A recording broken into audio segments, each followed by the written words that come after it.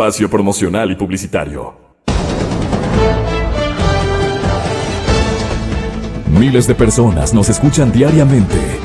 Es su derecho a seguirlo haciendo. Lo que está en juego. Exa FM y Democracia AM. Encarnamos la libertad de expresión. Con periodismo crítico. 8:6. Bueno, estamos a la expectativa de identificar el momento o la coyuntura que está atravesando el mercado internacional del petróleo. Usted que conoce, doctor Luis Calero, bienvenido, muy buenos días. Nos contentamos muchísimo quienes nos sentimos privilegiados amigos de este gran profesional y experto petrolero ecuatoriano. Tuvo una dificultad de salud, pero lo vemos espléndido. Que Dios le bendiga en su mejora. Doctor Calero, ¿qué conoce usted de los recambios que seguramente están estableciendo los países árabes? En definitiva, la estrategia del presidente Trump ha dado resultado. ¿Quién redujo, digamos, la potencialidad de la demanda de petróleo? La potencialidad de la demanda, porque oferta y lo que quiera. Buenos días, doctor Calero. Buenos días, Gonzalo. Un saludo a los oyentes. Gracias por sus palabras y un gusto también verle a los tiempos a usted nuevamente por aquí. Muchas gracias. Mire, Gonzalo, yo creo que se generaron demasiadas expectativas respecto al tema de los precios del petróleo. Ni todo es cierto ni todo es mentira en materia del mercado petrolero. Definitivamente que yo pensaría que con o sin el señor Trump, las reacciones del mercado petrolero iban a ser exactamente las mismas, en la medida en la que, recuperados de alguna manera los precios del petróleo y dada la incesante actividad de las empresas petroleras norteamericanas de optimizar los costos de producción, estamos nuevamente entrando en el círculo vicioso de que con precios adecuados, con costos reducidos, optimizados, nuevamente la producción petrolera no convencional de los Estados Unidos está en auge. De tal manera que los efectos esperados de la reducción de producción de los países de la OPEP y los aliados transitorios en esta... No da resultado. El resultado espectacular esperado no es tal. Y se ha llegado a un precio equilibrado, diríamos, y que el éxito estaría en mantener más o menos una franja que iría entre los 49 y 54 dólares el precio del barril en promedio en el año. Si es que no media, podría ser el mejor precio para las actuales. Yo pienso que inclusive eso podría ser algo prudente, es decir, una expectativa prudente, de no mediar algún exabrupto y alguna lesión de estas inesperadas del señor Trump. Porque lo único que se ha estado en este momento tratando de controlar es la oferta de petróleo. Pero no se está mirando por un lado la demanda y por otro lado las eventualidades geopolíticas, y en eso tiene mucho que ver lo que diga o deje de decir el señor Trump. Entonces es el otro elemento, más lo que es fundamental también en la fijación, en la determinación de los precios internacionales del petróleo, que es el comportamiento de los mercados de futuros, la especulación financiera, que en determinado momento está desvinculada inclusive de lo que es la oferta y la demanda física de petróleo. Sí, en realidad que tenemos que aguardar con un golpe en puerta a nuestro compañero de tertulia, que es Jorge Pareja Cucalón, el expresidente de la compañía Petroecuador. Bueno, exministro en esta tarea y conocedor a fondo de lo que está ocurriendo. Ahora, sin petróleo, la cosa se le pone complicada a la etapa inaugural de el señor presidente. ¿Qué le sugeriría Jorge Pareja Cucalón? ¿Qué ¿qué les sugeriría, dadas las circunstancias que está atravesando el mercado petrolero internacional, que tenemos un precio nada conveniente, pero por lo menos pasable a lo que podría acontecer si es que los planes de Trump se radicalizan en cuanto a la oferta de petróleo, con su famoso petróleo descubierto por su antecesor, ¿no? Él es el que impulsó ese negocio para la organización, para la OPEP. Fue un golpe terrible y para nuestra economía peor. Sin petróleo, el presidente Lenín Moreno, ¿qué tendría que hacer? Acudir violentamente tal vez a la minería. ¿Qué opina usted, don Jorge? Bienvenido, bueno, economista. Buenos días, Gonzalo, buenos días, Luis. El tema de Estados Unidos, claro, es muy serio para nosotros. Son 20.000 millones de barriles de reservas recuperables al sur de Lubbock, en Texas oeste, más un yacimiento de gas también muy importantes. Aparte de eso, el presidente de Estados Unidos, Trump, ha eliminado una serie de restricciones para el fracking, o sea, la perforación en aguas profundas, y una serie de medidas que liberan la industria petrolera de Estados Unidos. Esto quiere decir, pues, que ese país va a tener una producción quizás tan grande como la de Arabia Saudita o la de Rusia. Increíble, ¿no? ¿Quién iba a imaginar? El principal consumidor descubre petróleo en su amplísimo territorio. ¿Y qué nos dice de México? Perdónela, porque bueno, México también estaba entrado en el mar sacando la mayor cantidad de hidrocarburos. Bueno, México ha tenido una política desde el tiempo de Lázaro Cárdenas, pues del año 30 y algo, cuando nacionalizaron la industria petrolera, de mantener toda la industria bajo el control de Pemex, de la industria petrolera mexicana estatal. Pero sin embargo, en los últimos años, bajo el presidente Peña Nieto y el anterior también, no recuerdo su nombre, se han dado una serie de aperturas a exploración y producción conjunta en el Golfo de México para empresa privada también. Eso le ha permitido a México, pues, mantener la producción y encontrar reservas nuevas, no tan generosas como las norteamericanas, pero lo pone a México en una situación más cómoda que anteriormente, ante el fracaso, no fracaso, pero la falta de efectividad de Pemex en su trabajo, que aparte de no encontrar grandes reservas nuevas, multiplicó infinitamente el número de personal, etcétera, se convirtió en una empresa ineficiente. Bien, entonces los precios, con todo esto que vemos nosotros, los precios para este año se mantienen en alrededor de $50, 40 y pico, $50 del barril del WTI, lo cual nos pone a nosotros entre alrededor de $40 por barril. Salvo que haya algún elemento geopolítico que se presente de gran calibre, mucho me temo, y predecir precios es una tarea muy ingrata, de que los precios se mantendrán alrededor de ese valor más o menos. Ahora, ¿cómo enfrentarlo? Mire, la industria petrolera ha sufrido un terremoto del 16 de abril, comparándolo, con una diferencia. El 16 de abril el terremoto en Esmeraldas y Manabí fue de solamente un día. El terremoto que ha sufrido la industria petrolera ha sido de 10 años. Entonces, mire usted, no se ha explorado. Es un golpezazo, ¿no? No se ha explorado.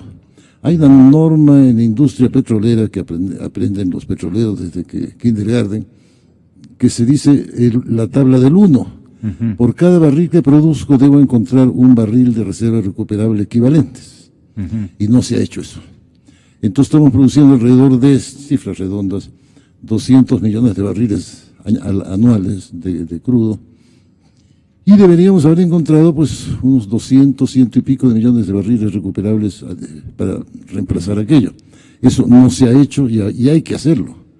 Lo malo es que si empezamos a a hacer exploración hoy día, estamos viendo un horizonte de 4 o 5 años mínimos para empezar la producción. Entonces, ese es un problema.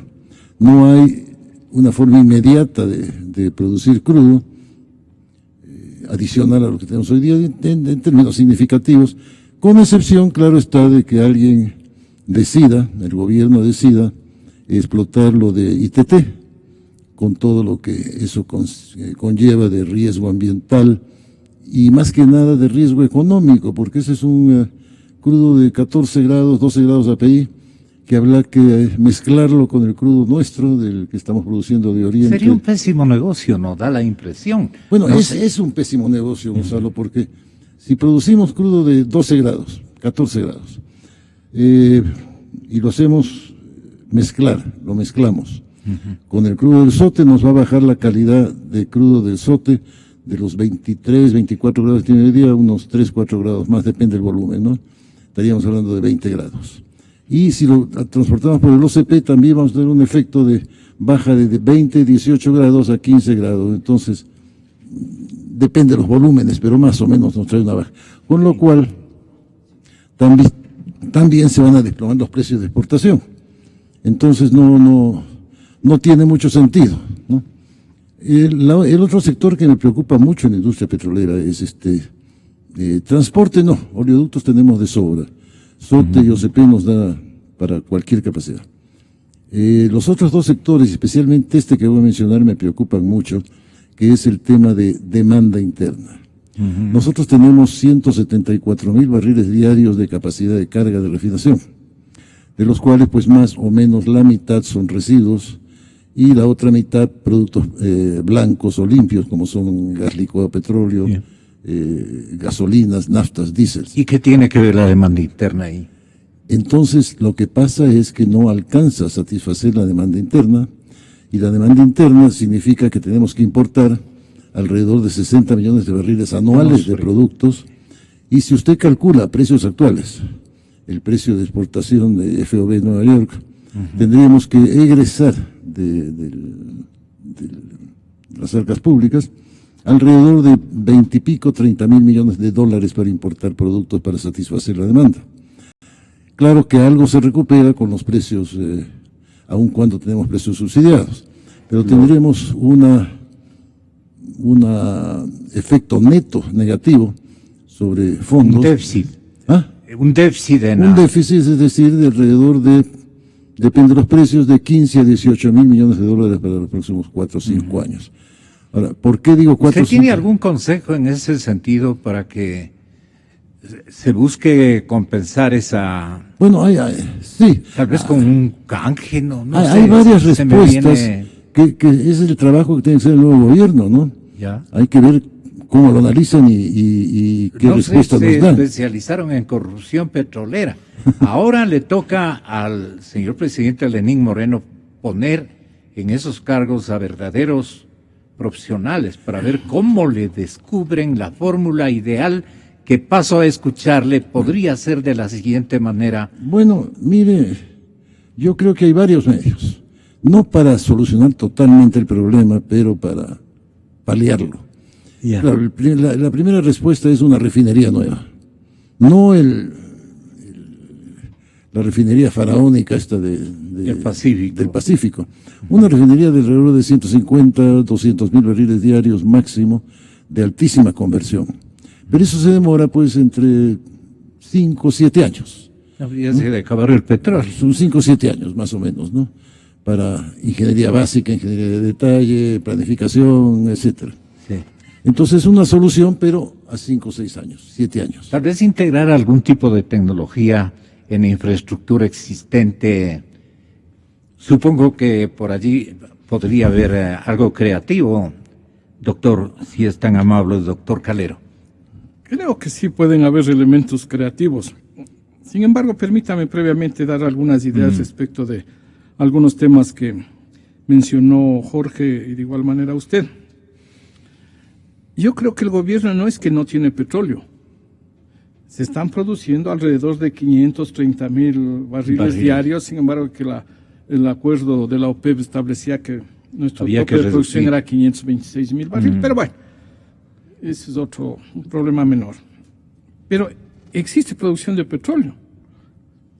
Más lo que sucede es que los ingresos que genera esa producción petrolera, especialmente los de la exportación petrolera, están comprometidos o están atados a créditos, sea con Petrochina, sea con Petrotailandia, Ahí está el que le etcétera, cosa. o también están comprometidos para ser depositados o acreditados a fideicomisos que deben pagar las tarifas por los servicios que las distintas compañías petroleras están prestando. Es decir, que petróleo hay, petróleo existe, más los recursos están ya comprometidos, ¿no es cierto? Y ahí es cuando debería, Gonzalo, creo yo, existir la creatividad suficiente para, por ejemplo, desvincular los compromisos adquiridos de entregar petróleo, de vender petróleo, entre comillas, a prestamistas de dinero. Desvincular y claramente establecer cuál fue un crédito, cuál fue una operación financiera y cuál la operación comercial de compraventa de Pero muy petróleo. difícil, por ejemplo, que el sujeto China, este cliente, a mí no me gusta mucho. Es permeable a un montón de distorsiones que ya hemos visto en el tiempo, ¿no es cierto? El que guarda secretos del otro es mala seña, ¿no es cierto? Porque una persona que actúa de buena factura, una institución, un Estado especialmente, no hace lo que ha hecho China en gestos de disimulo y de arranches y de este tipo de negocios, por ejemplo. El otro que iban a vender el petróleo arriba en Norteamérica, ustedes recuerdan, en el Pacífico, se han prestado a un montón de trampas, ¿no? A mí no me gusta. Entonces el presidente Lenín Moreno, ¿qué tendría que escoger ahí? A ver, Gonzalo, yo ¿Tendría creo que, para escoger algo? Yo creo que sí. Y primero debería eliminar algunos prejuicios respecto al tratamiento con China. China hace, y yo no estoy defendiendo a la China ni a Petrochina, hacen lo que haría cualquier otra empresa que tiene, Aprovechar. o cualquier otro gobierno que tiene excedentes financieros por un lado y que tiene necesidad de hidrocarburos por otro lado. Entonces garantiza la colocación de los excedentes financieros y garantiza la provisión de los hidrocarburos que necesitan. A 10 y medio. Pero claro, los chinos proponen y los países, no es cierto, son los que disponen. E igual lo ha hecho Brasil, igual lo ha hecho obviamente Venezuela, igual han hecho varios países que han establecido relaciones de esta naturaleza con China. Yo creo que en la medida en que a China se le garantice el pago de lo que ha prestado y de alguna manera el acceso, y ahí viene uno de los cambios fundamentales, el acceso en eventos competitivos o de competencia, de licitaciones de concursos para que el país pudiera obtener los mejores precios en la venta de sus hidrocarburos, el asunto cambia. Yo creo que desvincular los dos elementos sería uno de los asuntos fundamentales. Mire, en el tema de reservas, se anunció que las reservas del ITT no eran de 960 millones de barriles, sino que subían a más de 1.500 millones de barriles. Entiendo que se han reinterpretado, unas 25 líneas sísmicas, 28 líneas sísmicas de hace unos 40 años, y con base en esa reinterpretación, las reservas subieron en 600 o 700 millones de barriles de petróleo. De tal manera que inclusive, este momento la producción, según he leído esta mañana declaraciones del nuevo ministro de Hidrocarburos, están en el orden de los 51,000 barriles diarios en el ITT, 51,000 barriles diarios, con un costo de producción inferior a los $3. Es posible, no sé si es error tipográfico o una mala lectura mía. Hoy existe en el diario El Comercio, existe una entrevista al señor ministro, y se manifiesta que el costo de producción del ITT está bajo los $3.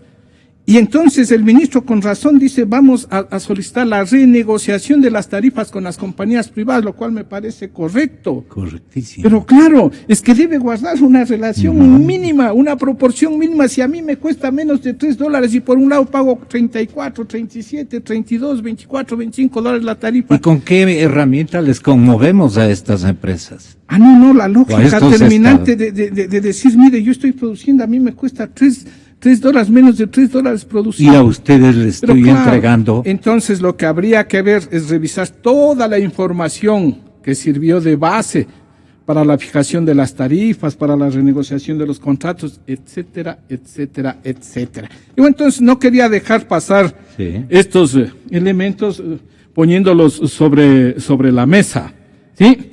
Y un poco quisiera referirme a la pregunta que quiso formularme hace unos minutos. Sí.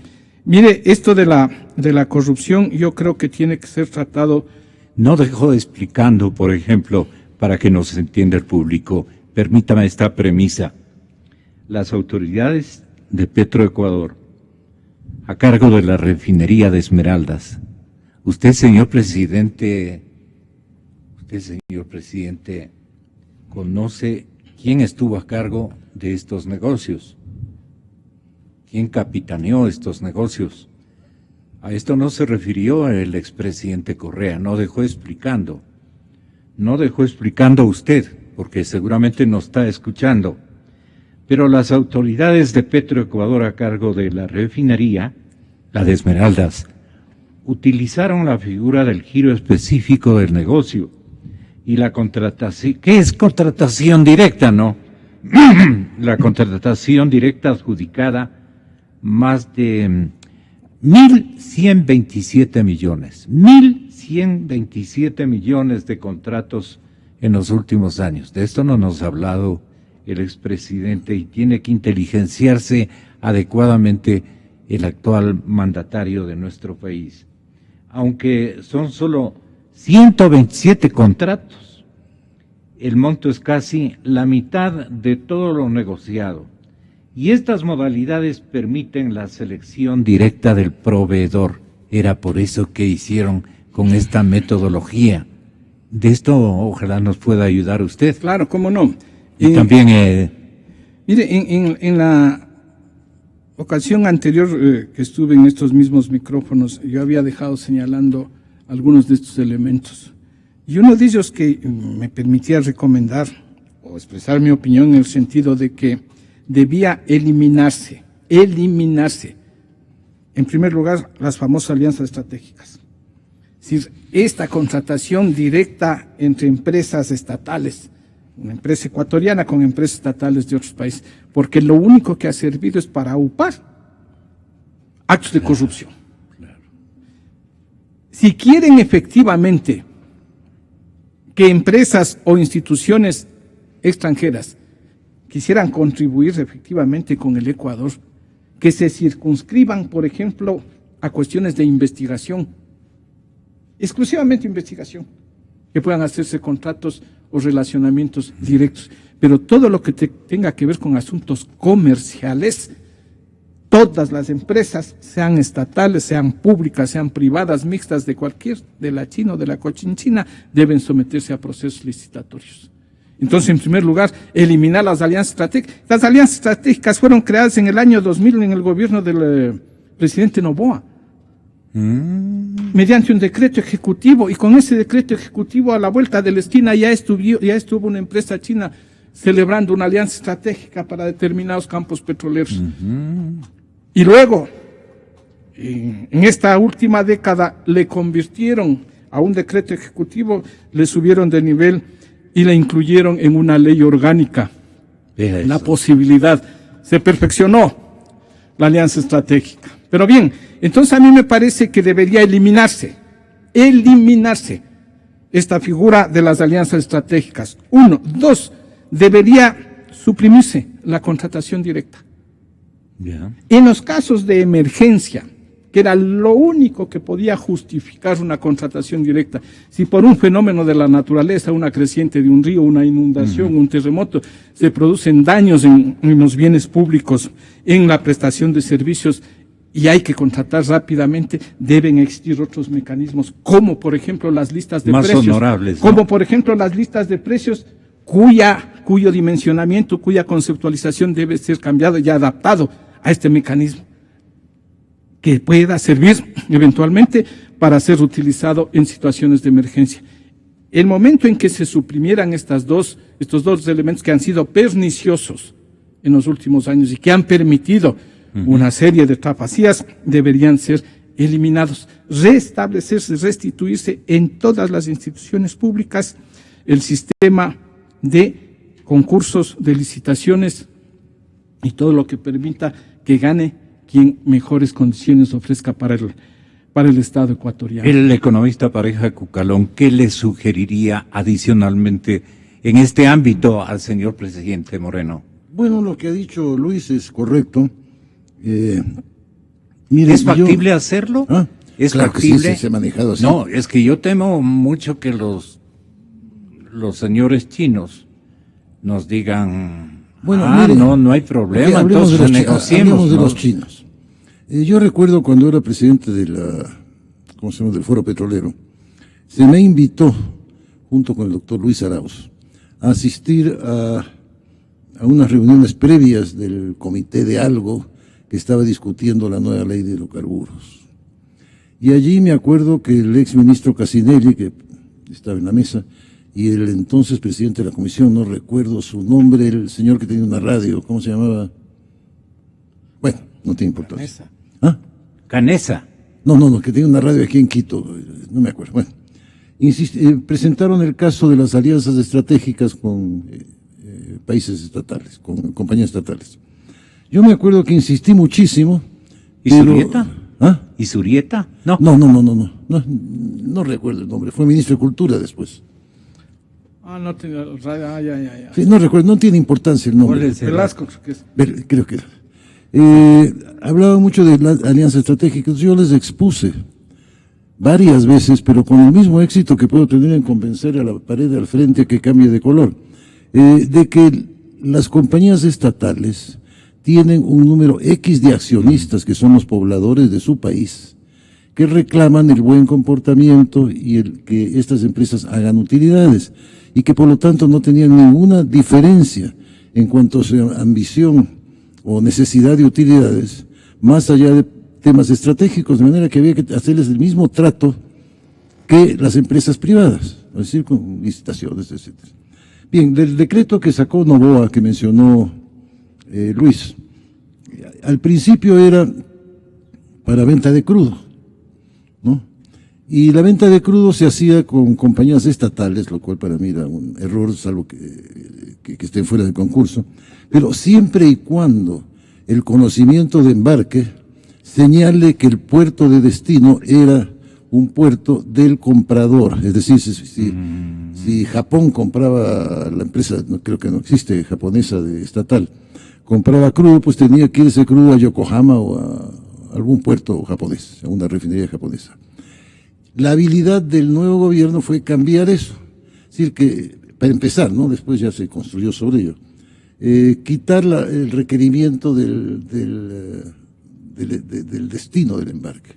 Con lo cual, por ejemplo, los chinos recibían crudo aquí en Balao y lo revendían en Los Ángeles, en California, en Texas, en el Golfo de México, con una, pues, más que segura utilidad.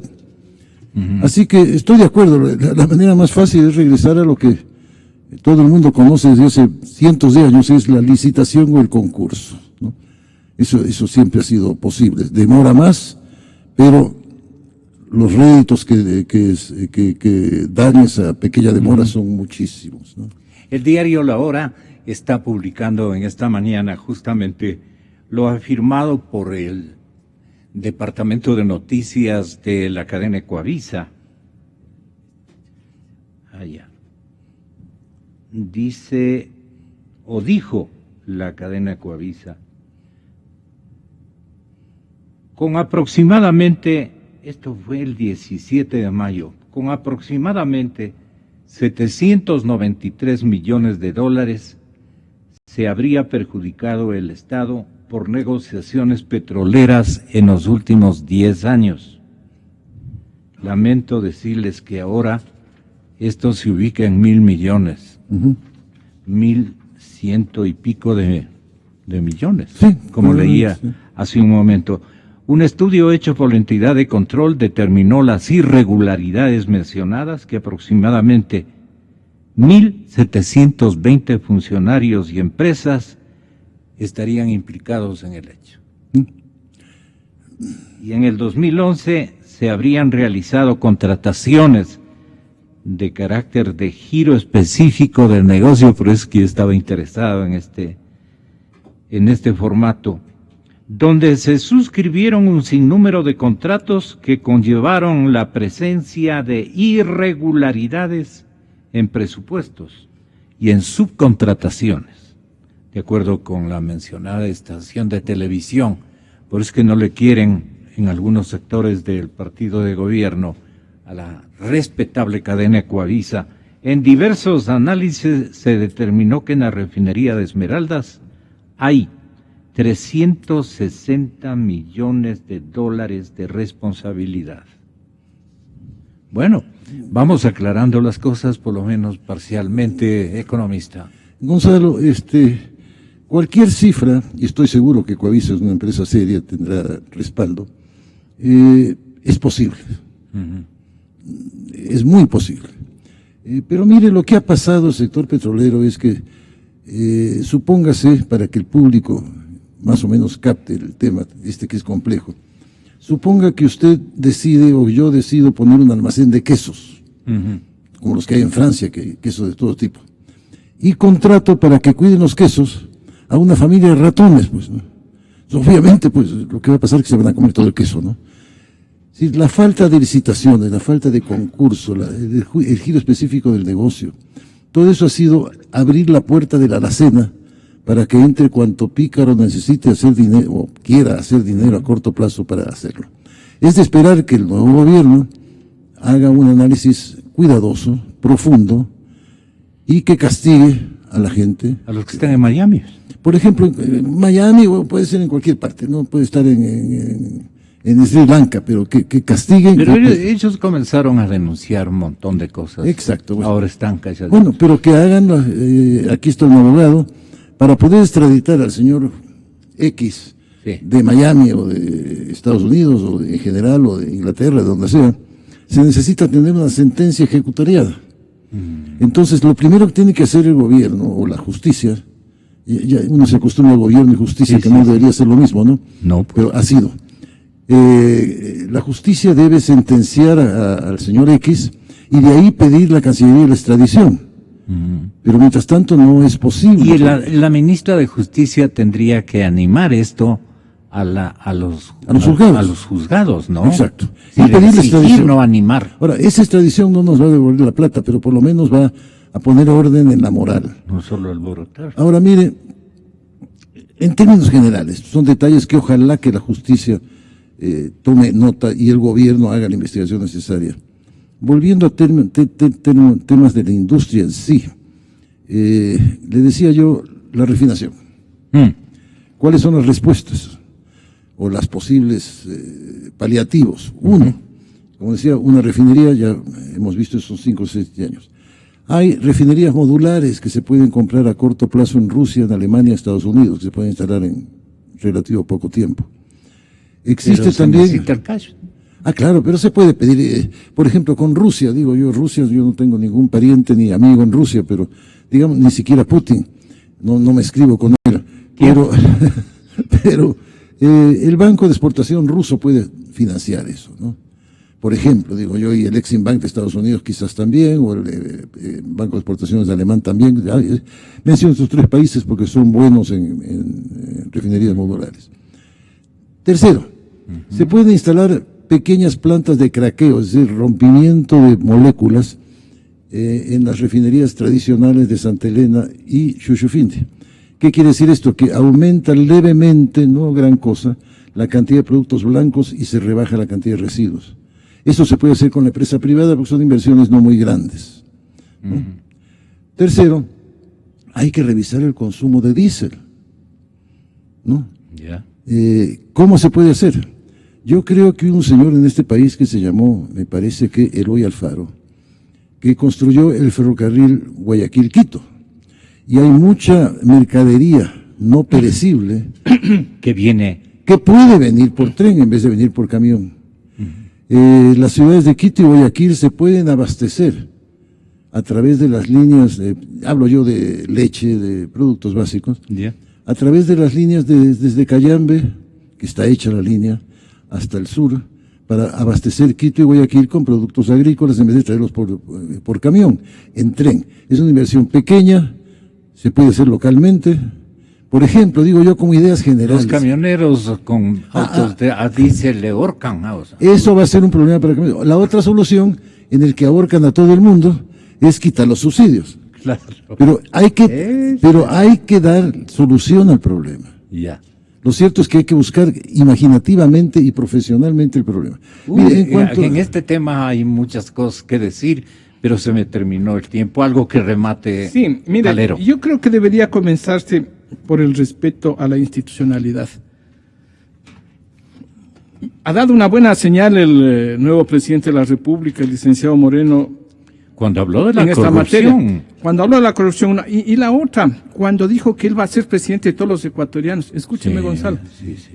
Para mí, si bien eso puede ser una cuestión de perogrullo, pero resulta que en estas épocas ese es un gran anuncio, va a ser presidente de todos los ecuatorianos. De ahí que, por ejemplo, solo del partido.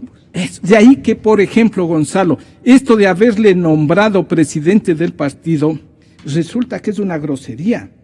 Porque él es presidente de la República durante los 365 días del año, las 24 horas al día.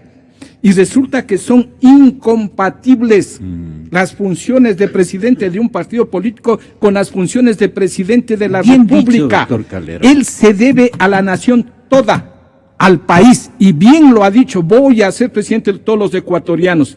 Entonces lo primero que habría que hacer es renunciar a la presidencia del partido o solicitar una licencia. Y la otra cosa que le ceda al señor expresidente Correa, que parece no tiene muchas ganas de ir a la Europa, decían entonces, los antiguos. Entonces, ¿no? mire usted, comenzar por el respeto a la institucionalidad, que se respeten las competencias, las autonomías de las empresas del Estado, etc., que se respeten a las otras funciones para que cada una cumpla lo que debe cumplir, especialmente en investigar, en juzgar y en sancionar a todos los que hubieran cometido actos de corrupción. Y en lo que compete al gobierno, por ejemplo, disponer que todas las instituciones públicas, todas las empresas suban a sus páginas web todos los contratos y todos los documentos que por ley deberían constar ahí.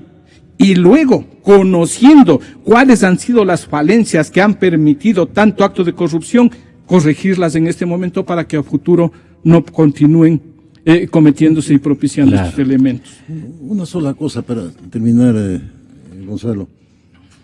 Antes no, pero como punta de lanza, cualquier cosa que quiera hacer el licenciado Moreno, en cuanto a inversiones, en cuanto a este tipo de cosas, tienen que empezar por contrataciones también incluidas, contrataciones. No, la imagen del Estado ecuatoriano tiene que ser mejorada en el exterior. Por eso.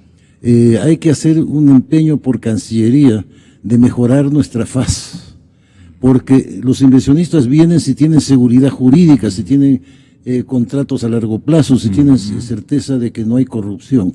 De manera que la Cancillería es un paso previo importantísimo, antes que la inversión petrolera, pero tiene que ser hecho ya, ayer.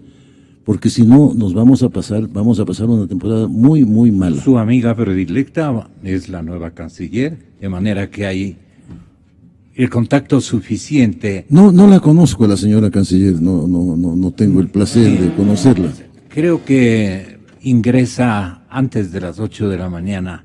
Usted puede ir a la calle Roca, me parece que es. Roca con 10 de agosto. Ahí un pequeño detalle ya para despedirnos, mire. Yo tengo 40 y pico de años de Petrolera. Y la única vez que siendo gerente de Sepio Petroecuador, no recuerdo, que usamos el tema de emergencia, fue cuando explotó el pozo Secoya 7B en el oriente. Había que contratar una empresa especializada en apagar incendios. y contraté yo por teléfono al señor Red Adair, que es la famosa el Diablos Rojos. Y esa fue la única vez que se aplicó en mi conocimiento previo a este gobierno una contratación de emergencia, porque no había más remedio. O se apagaba ese incendio o seguía eso por quién sabe cuánto tiempo y explotaba el campo entero. Vea lo que es en una familia, ¿no? Estoy acordándome de su primo. Tengo tantos primos, Gonzalo. Gracias, Jorge. Muchísimas gracias, señor doctor Calero. ¿Continuamos? ¿Tenemos tiempito? Creo que sí. Entonces, vamos a topar este otro tema, compañeros. Pero luego de estas comerciales. Yo creo en la radio. Creo en la verdad.